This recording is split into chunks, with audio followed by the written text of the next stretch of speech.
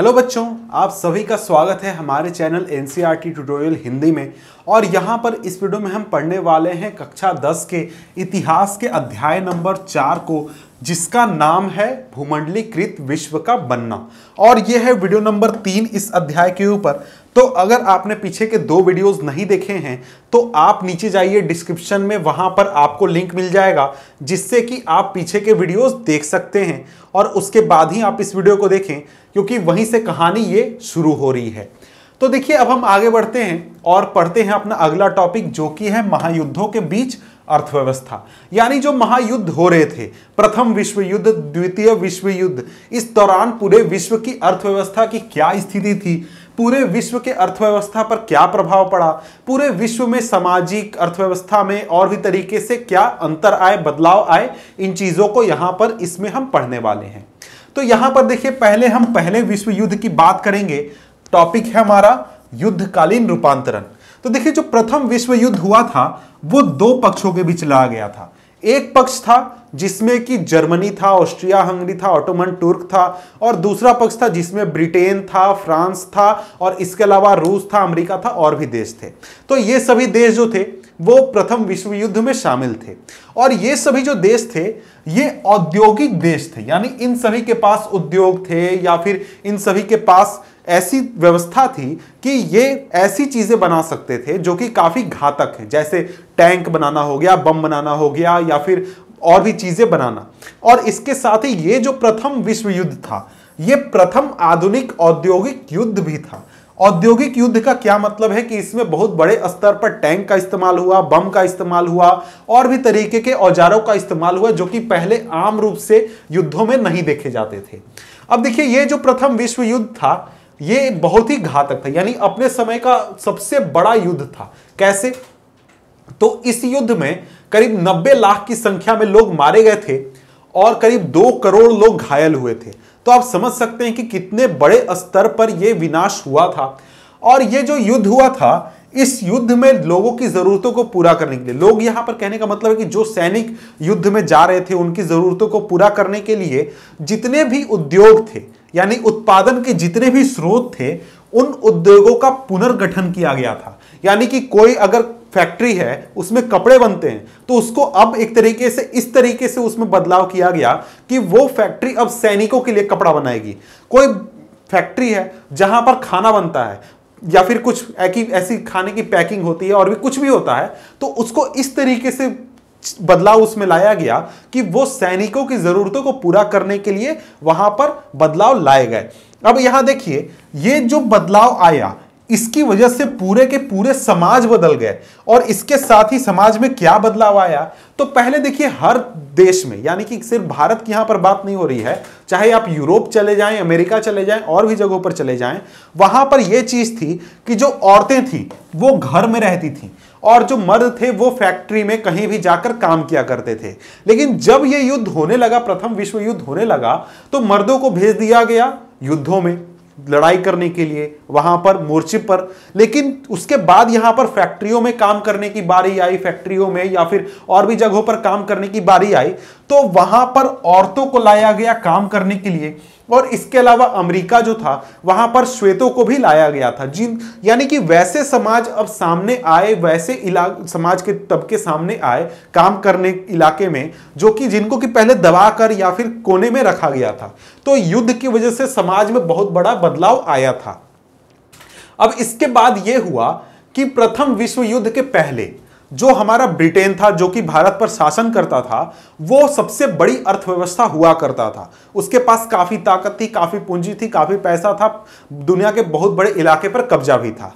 लेकिन जब ये युद्ध होने लगा तो इस युद्ध की वजह से ब्रिटेन को बहुत ज्यादा कर्जे लेने पड़े और उसको बहुत तरीके की तकलीफें हुई, और उसने अमेरिका से बहुत ज्यादा कर्जे लिए। तो इस वजह से जो अमेरिका पहले कर्जदार देश हुआ करता था, अब वो कर्जदाता देश बन गया। यानी पहले वो दूसरे देशों से कर्जा लेता था, लेकिन वो अब स्थिति में आ गया कि वो दूसरों को कर्ज देता था। और युद्ध के अंत आते आते तक जो युद्ध था उसकी वजह से ब्रिटेन जो था वो बहुत ही ज्यादा कर्जे में डूब गया था और उसकी जो आर्थिक स्थिति थी वो बहुत ज्यादा खराब हो चुकी थी।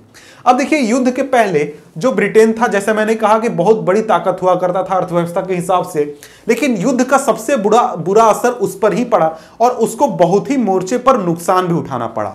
अब यहां पर टॉपिक आता है युद्धोत्तर सुधार, यानी कि जब प्रथम विश्व युद्ध 1918 में समाप्त हो गया, उसके बाद किस तरीके से सुधार हुआ, बदलाव हुए। तो देखिए यहां पर वही चीज लिखी गई है। युद्ध के पहले ब्रिटेन दुनिया की सबसे बड़ी अर्थव्यवस्था थी। युद्ध के दौरान जापान और भारत में उद्योग विकसित हो रहे थे क्या, काफी ज्यादा हो चुके थे। यानी कि जो ब्रिटेन भारत पर एक तरीके से वर्चस्व रखता था, भारत के मार्केट पर ब्रिटेन के सामान बिकते थे, ब्रिटेन से आए वस्तुएं बिकती थी, उस चीज को एक तरीके से इस विश्व युद्ध ने खत्म कर दिया। क्योंकि हमने पहले भी देखा है कि भारत से बहुत सारी चीजें ब्रिटेन ले जा रहा था, यहां तक कि सैनिक भी ले जा रहा था अपने दूसरी जगहों पर जो मोर्चे चल रहे थे उनको लड़ने के लिए। तो वहां पर ले जाने के लिए जब यहां से फैक्ट्रियां लगाई गई, यहां से सामान भेजे जाने लगे, तो यहां के जो उद्योग थे वो इतने मजबूत हो गए कि वो भारत के मार्केट के ऊपर हावी हो गए, भारतीय जो बाजार था उस पर हावी हो गए। अब यहां पर पहले जैसी स्थिति ब्रिटेन को लाना या फिर पहले जैसा यहां पर वर्चस्व स्थापित करना बहुत ही ज्यादा मुश्किल हो गया। और इसके साथ ही जो जापान था वो पूरे विश्व के स्तर पर बहुत बड़ी अर्थव्यवस्था या फिर बहुत बड़ी अर्थव्यवस्था के हिसाब से ताकत बनकर उभरा और उससे भी ब्रिटेन को अब मुकाबला करना था, जो कि काफी एक तरीके से ब्रिटेन के लिए मुश्किल हो गया। अब देखिए यहां पर युद्ध का एक और जो खराब चीज हम कह सकते हैं वो हुआ युद्ध की वजह से, वो ये था कि देखिए युद्ध के पहले क्या था, नॉर्मल अपना जीवन चल रहा था, लेकिन युद्ध होने लगा तो अचानक उत्पादन बढ़ गया। क्यों? क्योंकि जरूरतें बढ़ गई। लोग जो थे वो ऐसे इलाके में थे जहां पर जरूरतों को पूरा करने के लिए आपके देश से या फिर यूरोप से और भी इलाकों से भी चीजों को भेजा जाने लगा। अब देखिए युद्ध की वजह से बहुत बड़ा उछाल आया था जरूरतों में, यानी कि खाद्य पदार्थों की जरूरतों में और भी चीजों की जरूरतों में, तो इस वजह से उत्पादन काफी ज्यादा बढ़ गया था। और देखिए जो प्रथम विश्व युद्ध था वो चल रहा था यूरोप में, तो यूरोप में चल रहा था तो उसकी वजह से जो यूरोप में खेती थी और भी चीजें थी वो बिल्कुल खत्म हो चुकी थी, क्योंकि वहां पर वार चल रहा है, कौन वहां पर खेती करने पाएगा। और इस वजह से खेती वहां पर बंद हो गया, तो अमेरिका, ऑस्ट्रेलिया, भारत, इन इलाकों से चीजों को जरूरत पूरा किया जाने लगा। अब देखिए जब युद्ध खत्म हो गया उसकी वजह से उत्पादन की एक तरीके से जरूरत नहीं रह गई, क्योंकि अब वहां पर जरूरत नहीं थी खाने की और भी चीजों की, तो इस वजह से उत्पादन गिरने लगा और बेरोजगारी बहुत ज्यादा बढ़ने लगी। क्योंकि आप जब युद्ध हो रहा है, बहुत सारे लोग युद्ध के मैदान में हैं, जो बाकी बचे उनको नौकरी दे दिया गया है, युद्ध खत्म हो गया, लोग वापस आ गए युद्ध के मैदान से और यहां के लोगों को अब जो चीज बनानी थी वो चीज की अब जरूरत ही नहीं है, तो सभी लोगों को नौकरी से निकाल दिया गया। अब देखिए युद्ध समाप्त होने के बाद उत्पादन गिरने लगा और बेरोजगारी बढ़ने लगी, वही चीज दोबारा लिखा गया है गलती से। अब इसके बाद यहां पर वही चीज है कि युद्ध के पहले जो पूर्वी यूरोप इलाका था वो विश्व बाजार में गेहूं आपूर्ति करने वाला एक बड़ा केंद्र था, लेकिन जब युद्ध चल रहा था तो पूरा यूरोप था वो युद्ध में लगा हुआ था, वहां पर खेती कैसे होगा, तो उस वजह से कनाडा, अमेरिका और ऑस्ट्रेलिया से ये आपूर्ति खाने की जाती थी, केवल गेहूं नहीं, इसके अलावा और भी चीजों की। अब देखिए जब युद्ध खत्म हो गया, यहां से मेन प्रॉब्लम शुरू होता है। युद्ध खत्म हो गया, यूरोप में भी खेती सुधरने लगी और पहले से ही अमेरिका, ऑस्ट्रेलिया, कनाडा सब जगह खेती बहुत ज्यादा बढ़ चुकी है। यहां भी खेती हो रही है, अमेरिका, ऑस्ट्रेलिया, कनाडा में भी खेती हो रही है। तो अब पूरे विश्व में गेहूं के अति की हालत पैदा हो गई, यानी कि अब पूरी दुनिया में इतना गेहूं हो गया कि कोई खाने वाला नहीं है, किसी को जरूरत नहीं है, पूरा गेहूं फेंका जा रहा है, वो सड़ जा रहा है, किसी को कोई जरूरत ही नहीं है। और इस वजह से यहां पर मेन प्रॉब्लम शुरू होता है, वो आता है कीमतें गिर गई, यानी कि जो गेहूं की कीमत थी और भी चीजों की कीमत थी वो बहुत ज्यादा गिर गई। और इसकी वजह से जो ग्रामीण आय थी, ग्रामीण लोग थे जो कि खेती किया करते थे, उनकी आमदनी घट गई। पहले मान लीजिए कोई चीज आप 4 रुपए में बेच रहे हैं, अब आपको 1 रुपया उसी चीज का कीमत मिले तो आपको 3 रुपया का नुकसान हो रहा है। यही स्थिति वहां पर हो गई। और इसकी वजह से जो किसान थे जिन्होंने कर्ज ले लिया था खेती करने के लिए, उनको लगा था कि और भी मेरा बिकेगा और फायदा होगा, तो बहुत सारे किसानों ने कर्ज ले लिया था। अब वो सभी किसान आगे कर्ज संकट में, यानी कि उनको एक तरीके से दोहरी मार झेलनी पड़ी। जो उनका पहले सामान बिकना था वो बिकना बंद हो गया, और उसके बाद दूसरा ये कि जो उन्होंने कर्ज लिया था अब उनके पास कर्ज चुकाने के लिए भी पैसे नहीं थे। अब इसके बाद आगे बढ़ते हैं। आगे यहां पर आता है अगला टॉपिक, वो है बड़े पैमाने पर उत्पादन और उपभोग। यहां पर मुख्यतः हम बात करने वाले हैं अमेरिका के बारे में। तो देखिए, युद्ध के बाद जो स्थिति थी वो सबसे अच्छी तरीके से सुधरी अमेरिका में सबसे अच्छी तरीके से सुधरी थी। अब इसके कई सारे कारण थे, जिनमें से एक था असेंबली लाइन। ये असेंबली लाइन एक तरीके से शुरू किया गया था हेनरी फोर्ड द्वारा। ये असेंबली लाइन क्या थी, ये थोड़ा सा मैं आपको समझा देता हूं। तो देखिए, हेनरी फोर्ड थे, वो गए थे एक बूचड़ खाने में। वहां क्या व्यवस्था थी, वहां व्यवस्था थी कि एक पूरा बेल्ट बिछा कर रखा जाता था, जानवरों को काटा जाता था और पूरे जानवर को वहां रख दिया जाता था। जो भी व्यक्ति था, जो मांस बेचने वाला व्यक्ति है, वो अपनी पसंद का मांस का हिस्सा ले लेता था और वहां से वो चला जाता था। उसी चीज को देखकर हेनरी फोर्ड ने सोचा कि मैं जब कार उत्पादन करूंगा, कार बनाऊंगा, तो उसमें भी मैं असेंबली लाइन बनाऊंगा। असेंबली लाइन में क्या होगा कि एक पूरा बेल्ट यानी एक पूरा लाइन बना हुआ रहेगा। ये जैसे ये पूरा लाइन है, यहां पर कार बनना शुरू होगा, इस जगह पर कार बनना शुरू होगा, यहां से ये कार धीरे धीरे आगे बढ़ेगा और हर जगह पर एक एक मजदूर इस तरीके से मैं खड़ा कर दूंगा और हर मजदूर का काम अलग अलग बांटा हुआ रहेगा। यानी कोई मजदूर गाड़ी में शीशा लगा रहा है, कोई मजदूर गाड़ी में गेट लगा रहा है, कोई मजदूर पीछे का शीशा लगा रहा है, कोई मजदूर इंजन फिट कर रहा है, कोई मजदूर कुछ और काम कर रहा है। तो जितनी गाड़ियां आएंगी, हर एक मजदूर का एक ही काम है। एक मजदूर शीशा फिट कर रहा है तो वो हर गाड़ी में केवल शीशा ही फिट करेगा। दूसरा मजदूर गाड़ी में बोनट लगा रहा है तो हर गाड़ी में वो बोनट ही लगाएगा और कुछ नहीं करेगा। इसी तरीके से काम सभी मजदूरों के बांट दिए गए और असेंबली लाइन की व्यवस्था शुरू की गई। अब ये जो असेंबली लाइन थी, इसकी वजह से बहुत ज्यादा फायदा यह हुआ कि जो पहले काम होता था उसमें गति बहुत ज्यादा बढ़ गई। यानी असेंबली लाइन का जो स्पीड है, यानी गाड़ी बढ़ने का जो स्पीड है, वो मजदूरों के कंट्रोल में नहीं था कि मजदूर को मन किया तो अभी 5 मिनट रेस्ट ले लिया। वो व्यवस्था अब खत्म हो गई थी। असेंबली लाइन की स्पीड जितनी स्पीड से चलेगी उतनी स्पीड से मजदूरों को काम करना पड़ेगा। यह उनकी एक तरीके से मजबूरी थी, क्योंकि असेंबली लाइन की स्पीड पर उनका कंट्रोल नहीं था।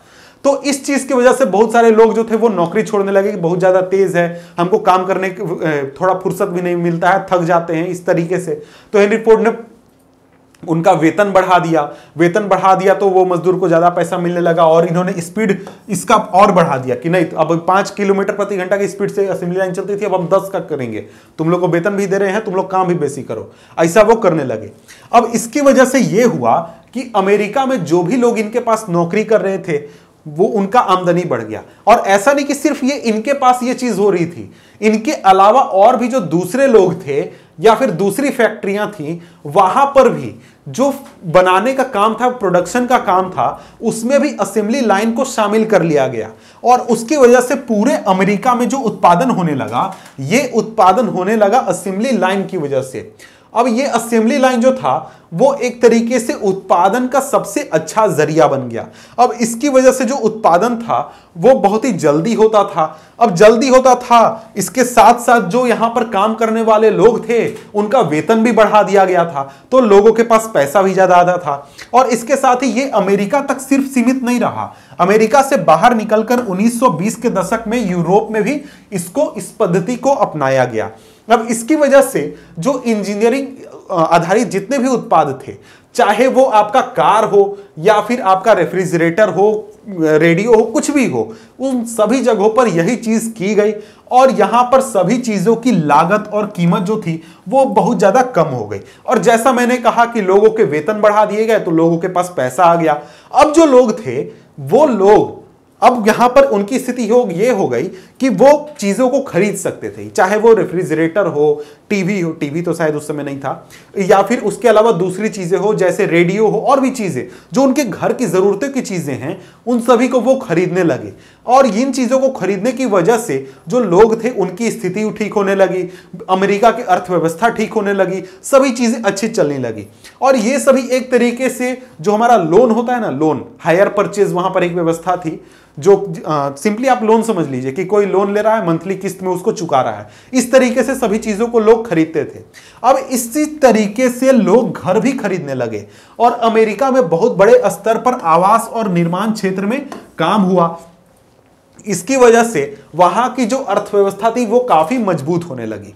अब देखिए यहां पर अर्थव्यवस्था मजबूत होने लगी, लोगों के पास काफी सारे चीजें आने लगी, लेकिन ये जो पूरा सिलसिला था कि अर्थव्यवस्था ठीक हो रही है, मजबूत हो रही है, ये ज्यादा दिनों तक कायम नहीं रहा और 1929 में महामंदी आ गया और पूरी की पूरी अर्थव्यवस्था पूरी दुनिया की डूब गई। अब ये डूबी कैसे, इसको यहां पर हम देखने वाले हैं।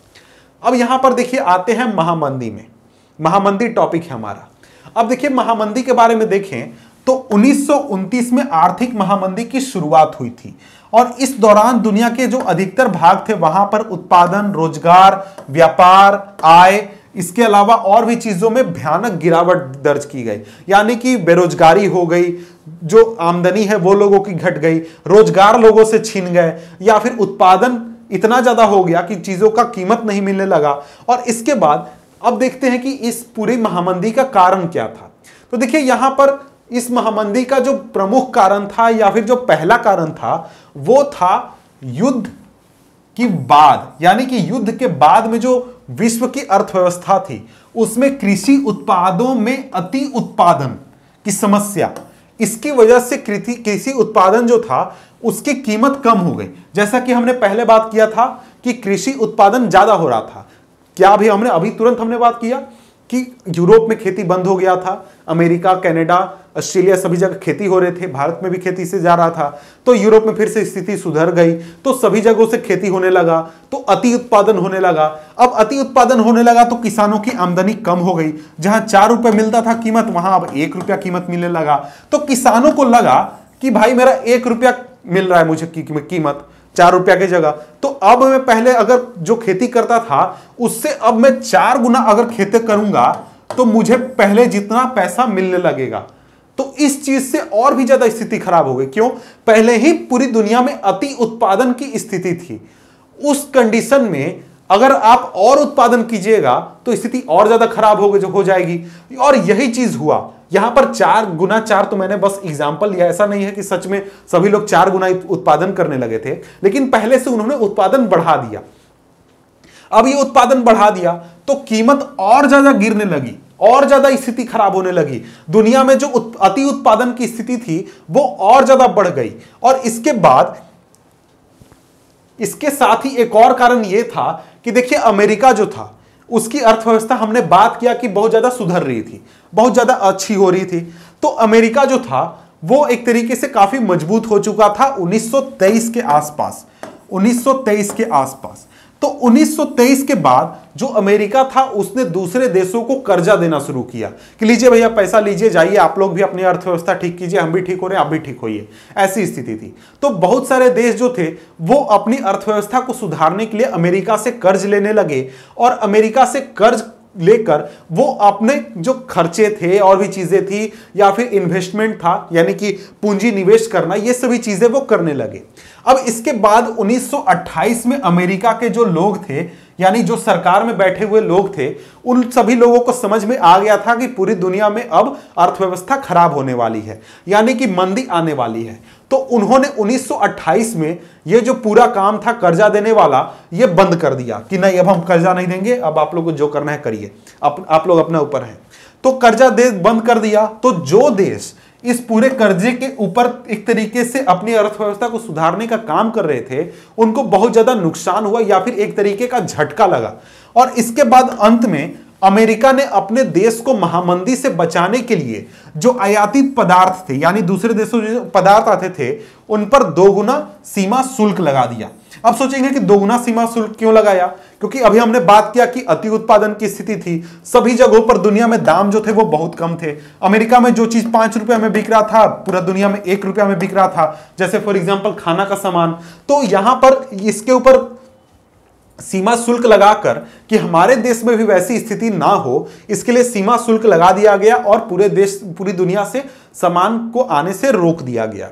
अब देखिए ये जो चीज था ये जो चीज था एक तरीके से पूरी विश्व व्यापार के लिए बहुत बड़ा झटका था, क्योंकि उस समय अमेरिका काफी मजबूत था। अमेरिका मजबूत था तो वहां पर चीजें बिक रही थी, पूरी दुनिया के लोग वहां ले जाकर सामान बेच रहे थे। लेकिन जब पूरी दुनिया के सामान के ऊपर एक तरीके का रोक लगा दिया गया या फिर सीमा शुल्क लगा दिया गया, इससे बहुत बुरा असर हुआ और पूरी दुनिया पर बहुत ज्यादा झटका लगा। और देखिए इसके बाद पूरी दुनिया में महामंदी की स्थिति आ गई। अब देखिए महामंदी, अमेरिका वालों ने सोचा कि हम अपने देश को बचा लेंगे महामंदी से, लेकिन ऐसा हुआ नहीं। जब महामंदी हुआ तो सबसे बुरा असर महामंदी का आया था अमेरिका के ऊपर। और अमेरिका में एग्जाम्पल के रूप में बात करें तो 1933 तक अमेरिका में 4000 से अधिक जो बैंक थे वो बंद हो चुके थे, और 1929 और 32 के बीच में लगभग 1,10,000 कंपनियां चौपट हो चुकी थी, बर्बाद हो चुकी थी। अब यहां 4000 बैंक बंद क्यों हुए? तो अभी हमने बात किया था कि जो सामान खरीदते थे लोग वो हायर परचेज के जरिए खरीदते थे, यानी कि जो किस्त होता है ना, ईएमआई पर, कार ईएमआई पर खरीद लिया, घर का सामान ईएमआई पर खरीद लिया, उस तरीके से। अब यहां पर स्थिति खराब हुई, लोगों के नौकरी चले गए, लोगों के नौकरी चले गए तो भाई बैंक से जो कर्जा लिया है घर का सामान खरीदने के लिए, उसको देने के लिए अब पैसे ही नहीं बचे हैं। अब पैसे नहीं बचे हैं तो लोगों की स्थिति क्या है कि लोगों के जो घर हैं, जो बैंक हैं, वो अपने पैसे वापस लेना चाहते हैं। तो वो उन्होंने जाकर सभी घरों से सामान उठा लिया, जो भी सामान है घर के, जो भी उन्होंने लोन पर लिया था वो सभी कुर्क कर लिए। तो इस वजह से सभी लोगों की जो स्थिति थी वो और खराब हो गई, यानी सभी तरीके से जो स्थिति थी वो बहुत ज्यादा खराब हो गई। अब ये जो था अमेरिका पर बहुत बुरा इसका प्रभाव पड़ा, केवल अमेरिका नहीं पूरी दुनिया पर। अब हम आगे बढ़ते हैं और देखते हैं कि भारत पर महामंदी का क्या असर हुआ था, यानी कि भारत में महामंदी ने किस तरीके से असर किया। देखिए भारत महामंदी से बहुत ज्यादा प्रभावित हुआ था। क्यों? क्योंकि देखिए हमने जैसे बात किया कि उस समय भी पूरी दुनिया जो थी वो एक दूसरे के साथ जुड़ी हुई थी, एक दूसरे के ऊपर डिपेंडेंट थी। और जब पूरी दुनिया में महामंदी चलने लगी तो उसका असर भारत पर भी हुआ। अब देखिए जब महामंदी हुई तो भारत में जो आयात और निर्यात था इसमें भारी गिरावट आई और कीमत भारत की चीजों की भी बहुत ज्यादा नीचे आ गई। अब देखिए यहां पर जैसे गेहूं की कीमत थी वो करीब आधा हो चुका था 3-4 वर्षों में। इसके अलावा पटसन था, उसके जो कीमत थी उसकी भी कीमत करीब 60% गिर चुकी थी। और सबसे ज्यादा जो असर हुआ था वैसे किसानों पर हुआ था जो कि निर्यातों उन्मुखी खेती करते थे, यानी निर्यात करने के लिए खेती करते थे, उनके ऊपर सबसे ज्यादा असर हुआ था। जैसे कि जूट उत्पादन या फिर जो भी लोग होते थे जो कि निर्यात करने के लिए खेती किया करते थे। और इसके साथ ही पूरे देश के जितने भी काश्तकार थे वो पहले से भी अधिक कर्ज में डूब चुके थे। वही वाली बात फिर से कि लोगों ने खेती करने के लिए कर्जा लिया था, कर्जा देने की स्थिति नहीं रही, तो इस वजह से लोगों के पैसे डूब गए, लोग कर्जे में डूब गए। अब इसके साथ ही लोग गांवों की स्थिति ये हो गई, वही वाली बात यूरोप वाली, कि यहां पर भी लोगों के पास अब रोजगार नहीं बचे थे या फिर पैसे कमाने के जरिए नहीं बचे थे, तो बड़े स्तर पर शहरों में पलायन हुआ और बड़े पैमाने पर यहां पर लोगों का विस्थापन हुआ एक जगह से दूसरे जगह पर। अब इसके बाद आते हैं अगले टॉपिक पर जो कि है विश्व अर्थव्यवस्था का पुनर्निर्माण और युद्धोत्तर काल। तो इस टॉपिक को हम पढ़ेंगे अगले वीडियो में। तो मिलते हैं आपसे हम अगले वीडियो में इस टॉपिक के साथ, तब तक के लिए गुड बाय।